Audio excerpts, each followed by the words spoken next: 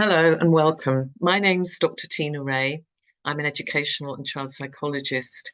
And most recently, I've been developing a series of conversation cards to support children and young people in terms of their well-being, mental health for Hinton House Publishers. Today, I just received the next in the series, which is the series focusing here on refugee children and young people and those displaced by the trauma of war. This has been a labour of love for me, given my recent background in terms of supporting a number of schools and children and young people who are themselves refugees and displaced by war. I want to open the little tin just to show you how easy this is to use and navigate. Each of the cards have specific activities relating to key themes. Very clear, very easy to use, very evidence-based in essence. So that's very, very important to factor into our thinking too. There's a small booklet here which goes with the resource, which is based in a tin, as you can see.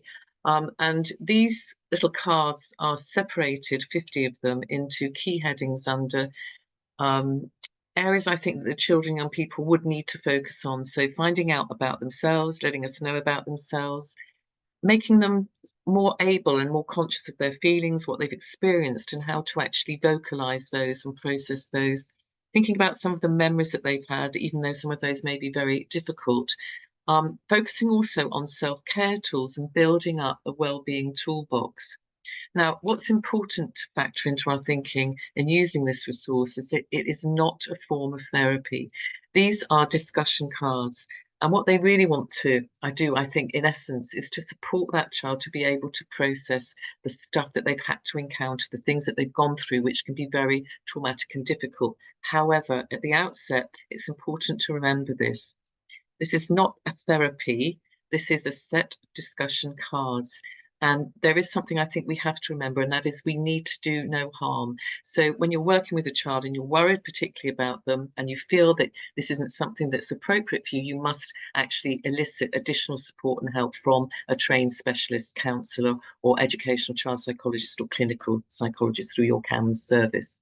However, I also have to say that all the research shows us that the best medicine for these children when they come into this country is school. School is the best medicine. Getting back into routine, being surrounded by normalcy, normal routines, normal schoolwork, building relationships and connections and feeling safe and nurtured.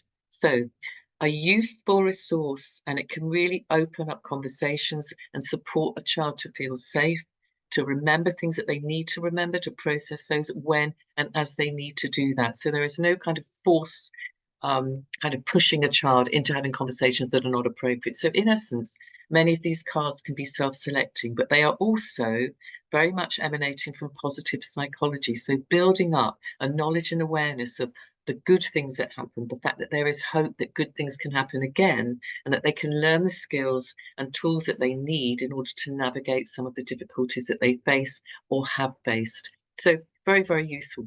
In terms of things like sleep patterns, how to self-regulate, how to actually manage some levels of anxiety within a school context, how to access practical tools and support and the support systems within the network of that school and within the community. So a lovely little set, another resource that I'm incredibly proud of. I love the fact that it's so user-friendly in this wee tin. And I do hope that it's something that people take on board and make use of with their refugee children and young people. Thanks for listening.